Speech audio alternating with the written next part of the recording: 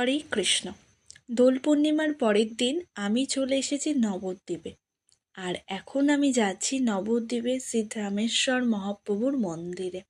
চলো তোমাদেরকেও সাথে করে নিয়ে যাই।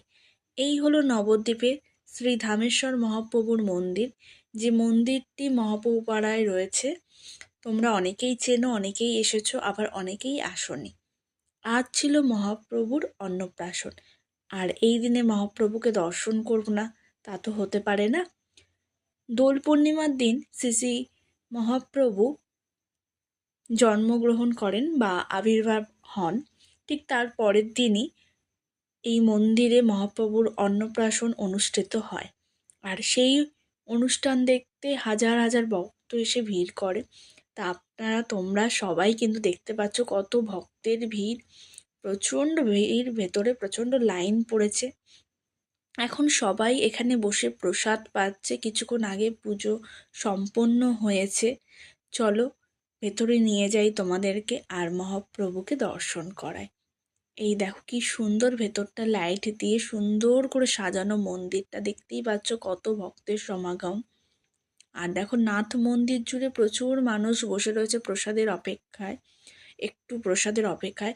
এই দিন প্রচুর বহু বহু মানুষকে প্রসাদ খাওয়ানো হয়।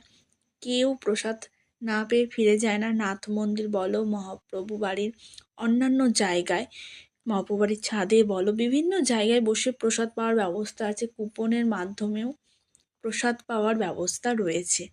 চলো সামনের দিকে এগিয়ে যাই আর তোমাদেরকে দেখাই মহাপ্রভুর দর্শন। একটু একটু করে এগিয়ে যাচ্ছি, আর এবার ফাইনালি আমি তোমাদেরকে দেখাবো মহাপ্রভু ঠাকুরকে।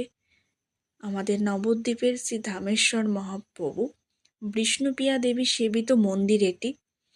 আমি চেষ্টা করছি জুম করে তোমাদের দেখানোর। দেখতেই পাচ্ছ সামনে প্রচণ্ড ভিড়, আর সবাই মহাপ্রভুর ছবি তুলতে ব্যস্ত। যতটা দূর থেকে দেখা যায় ততটাই চেষ্টা করছি। আজকে ওপরে ওঠা যাবে না, তা পসিবল নয়। অন্যদিন হলে আমি ওপরে গিয়ে উঠে তোমাদের যতটা কাছ থেকে পারতাম ছবি তুলে দেখানোর চেষ্টা করতাম। কিন্তু যেহেতু আজকে একটা অনুষ্ঠান চলছে, ওপরে অলরেডি প্রচণ্ড ভিড় রয়েছে, তাই আমি নিচ থেকেই চেষ্টা করছি যতটা দেখানো যায়। একবার সবাই মহাপ্রভুকে দর্শন করে মনে মনে একবার মহাপ্রভুকে স্মরণ করো। আশা করি মনে সব ইচ্ছে পূরণ হবে।